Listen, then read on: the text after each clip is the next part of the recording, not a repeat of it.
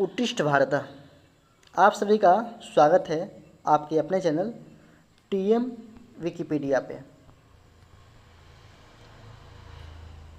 आप सभी यहाँ 17वीं बीपीएससी की तैयारी के लिए इकट्ठे हुए हैं और अगर इस नोट्स को आप देख लेते हैं, याद कर लेते हैं, देख नहीं लेते हैं, याद कर लेते हैं, सारी चीज़ें आपको पता होनी चाहिए, फिर इसमें 100% जो है आपसे बीपीएससी के क्वेश्चन बनेंगे। इसका असर आप लोग सिर्फ 5 मिनट का समय दीजिए, उसका असर आप लोग को दिखेगा। कितनी सारी बातें इसमें है, कंटेंट कैसा है, आप कमेंट करके बताइएगा। तो बिहार के इतिहास की बात करें हम लोग, 3 हिस्सों में बांटा गया है, प्राचीन, मध्यकालीन और आधुनिक। इसके स्रोत जो हैं, प्राचीन स्रोत, उसमें पुरातात्विक, साहित्यिक, विदेशी स्रोत, राजप्रसाद, स्तंभलेख, गुहालेख, स्तूप, बिहार और बाकी अवशेष से प्राप्त होता है। इन बातों को समझने के लिए सबसे पहले हम लोग हर टॉपिक को अलग अलग करके समझेंगे तो बातें क्लियर होंगी कि होता क्या है, क्यों यहाँ से चीज़ें प्राप्त हुई। पहला हम लोग बात करते हैं राजप्रसाद की। तो राजप्रसाद जो है ये राजमहल के नाम से जानते हैं, यानी राजाओं के जो राजमहल होते थे उसको राजप्रसाद का नाम दिया गया है। इसमें पटना में एक जगह है कुम्हरार, पटना में कुम्हरार जगह है। अभी आप लोग जाइएगा पटना तो कुम्हरार पार्क जाना होगा आप लोग को, वहाँ जाइएगा तो 80 स्तंभ की लकड़ी का महल मिलेगा आपको। अब तो इसके अवशेष ही मात्र बचे हैं, लेकिन जब चंद्रगुप्त मौर्य हुआ करते थे तो उन्होंने यहाँ पे एक राजप्रसाद यानी राजमहल का निर्माण करवाया था, जो 80 वुड्स के पिलर्स पे खड़ा था। याद रखेंगे किसने बनाया था? चंद्रगुप्त मौर्य ने, जो मगध साम्राज्य के मौर्य एम्पायर के स्टेबलाइजर थे, है ना, मगध साम्राज्य में। आगे हम लोग देखते हैं यहाँ पे स्तंभ लेख। तो बहुत सारे स्तंभ लेख प्राप्त हुए हैं। जैसे पश्चिमी चंपारण की बात करें हम लोग, पश्चिमी चंपारण कौन होगा? जिसमें वाल्मीकि नगर टाइगर रिजर्व है। तो पश्चिमी चंपारण में लौरिया नंदनगढ़ है। लौरिया नंदनगढ़ बेतिया से 28 किलोमीटर दूर है। बेतिया चूँकि हेडक्वार्टर है पश्चिमी चंपारण का, और उससे 28 किलोमीटर दूरी पे लौरिया नंदनगढ़ है, जहाँ से स्तंभ लेख प्राप्त हुआ है। और उसके गुंबज पे सिंह की आकृति है, जैसे ऐसा पिलर है तो यहाँ पे सिंह की आकृति वाला स्तंभ लेख प्राप्त हुआ है। फिर देखते हैं हम लोग लौरिया अरेराज की बात को। उसके पूर्व में चलेंगे हम लोग वेस्ट चंपारण, जैसे ऐसा कहें ये वेस्ट चंपारण, ये ईस्ट चंपारण। तो ये पश्चिम है इसलिए वेस्ट चंपारण, ये पूर्व में है इसलिए ईस्ट चंपारण। तो पूर्वी चंपारण में आते हैं तो यहाँ पे है लौरिया अरेराज। लौरिया अरेराज में भी जो स्तंभ लेख प्राप्त हुआ है, इसमें सिंह की आकृति थी, बट ये अभी ख़त्म हो गई है, मिस्ट हो गई है ना, अब नहीं दिखाई देता है उस पर। ये जगह का नाम काफ़ी इम्पोर्टेंट है, आप लोग सभी जगह का नाम याद रखेंगे। रामपुरवा चलते हैं हम लोग, ये है रामपुरवा। तो रामपुरवा पश्चिम चंपारण में है, पश्चिम चंपारण वाल्मीकि नगर टाइगर रिजर्व वाला। और यहाँ की जो पिलर है उस पर ब्रिसल की आकृति पाई गई है। ब्रिसल कहने का मतलब सांड की आकृति पाई गई है। ब्रिसब भी कहते हैं, ब्रिसल भी कहते हैं।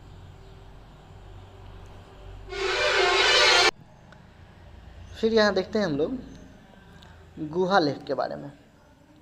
गुहा लेख, गुहा मतलब पहाड़ की जो कंदराएँ होती हैं, पहाड़, ये पहाड़ी इलाका है, इसमें ऐसे कहीं कहीं बने हैं गैप्स हैं। ये गैप्स में उस समय लोग रहा करते थे, और इसमें जो उन लोगों ने जो पेंटिंग की है, कुछ लिखी है बातें, कुछ बनाई हैं, उसको बोलते हैं गुहा लेख। गुहा लेख बोध गया में बात करें अगर, तो ये आजीवक संप्रदाय के लिए यहाँ गुहा लेख मिलता है। आजीवक का मतलब होता है भाग्यवादी, जो भाग्य फ्यूचरिस्टिक होता है उसको बोलते हैं भाग्यवादी। मखली गुसाल इसके प्रवर्तक रहे हैं आजीवक संप्रदाय के, और ये दोनों जो हैं बराबर तथा नागौरजनी का जो पहाड़ी है गया में, बोध गया में, जहाँ पे महात्मा बुद्ध को ज्ञान की प्राप्ति हुई थी, यहाँ पे है गुहा लेख आजीवक संप्रदाय से संबंधित। फिर आप लोग देखेंगे यहाँ पे स्तूप। स्तूप में केसरिया का स्तूप है। तो केसरिया का स्तूप जो है पूर्वी चंपारण में, याद रखेंगे आप लोग, पूर्वी चंपारण में है। फिर राजगीर में भी है। राजगीर में जापान की सहायता से बनवाया गया है, और विश्व का शांति स्तूप कहते हैं इसको, विश्व का शांति स्तूप कहते हैं। वहीं कुछ और भी जगह हैं जहाँ से स्तूप प्राप्त हुए हैं, उसमें चिरौंद है, मुंगेर है, मनेर है, सिनवार है, चेचड़ है, गया है। इन सब के बारे में भी हम लोग डिटेल में आगे देखने वाले हैं। अभी तो सिर्फ ये हेडिंग्स हैं, आप लोग 5 मिनट समय दे चुके हैं। आप लोग देखे होंगे कि हर एक बात को कैसे एक्सप्लेन किया जाता है। इसके बाद मुझे नहीं लगता है कि आपके मन में कोई डाउट होगा। अगर डाउट है तो प्लीज़ आप लोग कमेंट करें, उस डाउट को क्लियर किया जाएगा। स्तूप की बात करें तो चिरौंद, मुंगेर आदि सब हैं। अब चलते हैं हम लोग देखते हैं महाविहार को। महाविहार में हम लोग देखते हैं वदंतपुरी को। महाविहार का मतलब होता था विश्वविद्यालय, यूनिवर्सिटीज़ जो होती हैं, यूनिवर्सिटीज़, उसको उस समय हम लोग महाविहार के नाम से जानते हैं। वदंतपुरी विश्वविद्यालय जो है गोपाल के द्वारा स्थापित किया गया था। अभी वर्तमान में बिहार शरीफ में है। तो वदंतपुरी बिहार शरीफ का वर्तमान नाम है, इसको याद रखेंगे। सबसे प्राचीन की बात करें अगर हम लोग तो नालंदा विश्वविद्यालय, आप सभी के जहन में ये बातें रहती होंगी। नालंदा ओपन यूनिवर्सिटी, खुला विश्वविद्यालय, तो ये सबसे प्राचीन है। इसको बनवाया था कुमारगुप्त प्रथम ने। कुमारगुप्त गुप्ता पीरियड के शासक थे, इन्होंने बनवाया था नालंदा महाविहार, जो सबसे प्राचीन है। मोहम्मद बिन बख्तियार खिलजी का नाम आप लोग सुने हैं हिस्ट्री में, और इसी ने ध्वस्त करवा दिया था नालंदा महाविहार को। तो मोहम्मद बख्तियार बिन खिलजी ने ध्वस्त करवा दिया था नालंदा महाविहार को। विक्रमशिला महाविहार की बात करें तो धर्मपाल शासक होते हैं, पाल शासक, पाल डायनेस्टी के, जिन्होंने विक्रमशिला विश्वविद्यालय की स्थापना करवाई थी। ये सभी जो हैं हम लोग के क्या हैं, साहित्यिक स्रोत हैं, लिटरेरी जो भी सोर्सेस होते हैं, एविडेंसेस होते हैं, उससे हम लोग को जानकारी मिलता है इतिहास का।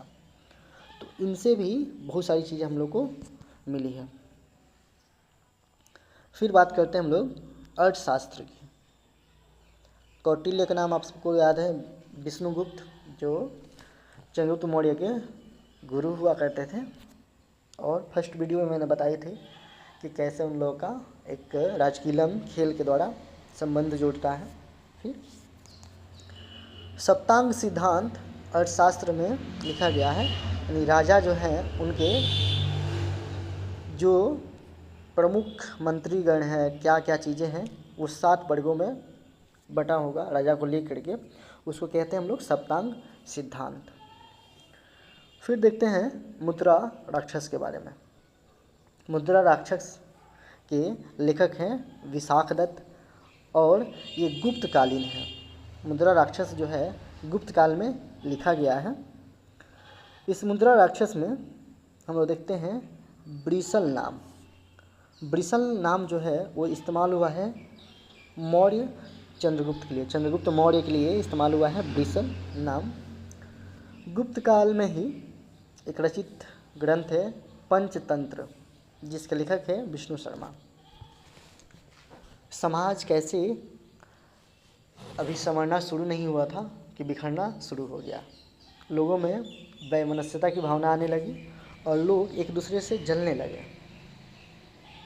लोग समझदारी को छोड़ फिर से आदिमानव की कैटेगरी में शामिल होने लगे।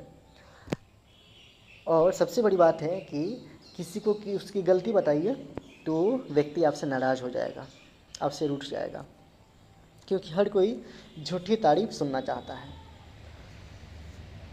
तो झूठी तारीफ आपको गलत रास्ते पे ले जाते हैं। आप सभी अच्छे अधिकारी बनेंगे, सुयोग्य अधिकारी बनेंगे भारत के। तो आप सभी इन बातों से दूर रहें। अच्छा अपने शरीर में, अपने दैनिक जीवन में अच्छे हैबिट का समावेशन कीजिए। तो विष्णु शर्मा ने सोचा कि मैं अगर इंसान को कोई बात समझाना चाहूँगा तो इंसान बुरा मान जाएगा। सबसे जो वैसा प्राणी जो कुछ आपको रिस्पॉन्स नहीं करता है, जो आपकी बातें शायद समझता भी है कि नहीं पता। हम लोग को कुछ बातें समझते हैं, वो हैं क्या, जानवर यानी एनिमल जो हैं, उनको संदर्भित करते हुए इन्होंने पंचतंत्र की रचना की। और इसमें जो भी कहानियाँ हैं, कभी चिड़िया पे, कभी बिल्ली पे, कभी शेर पे, कभी सियार पे, तो ऐसी बहुत सारी घटनाओं को समाहित किया गया है और उनको संदर्भित करते हुए मानव को संदेश दिया गया है कि कैसे मित्रता होनी चाहिए, कैसे समाज कल्याण होना चाहिए, कैसे क्या होना चाहिए। ये सभी बातें पंचतंत्र में लिखा गया है। किसने लिखा इसको? विष्णु शर्मा ने लिखा है। फिर बात करते हैं राजा तरंगिणी की। राजा तरंगिणी की रचना कल्हड़ करते हैं और इसमें जम्मू एंड कश्मीर की जो हिस्टोरिकल बातें हैं वो सभी इसमें लिखी गई हैं। संस्कृत में लिखित ये किताब है और इसमें जम्मू कश्मीर के इतिहास की जानकारी मिलती है। फिर हर्षचरित की बात करें तो बाणभट्ट ने लिखा था हर्षचरित। जब हर्षवर्धन राजा हुए तो उस समय उनकी जो जीवन गाथा है इसमें लिखा गया है। वत्स्यायन ने लिखा है कामसूत्र। कामसूत्रा एक ऐसी क्रिया है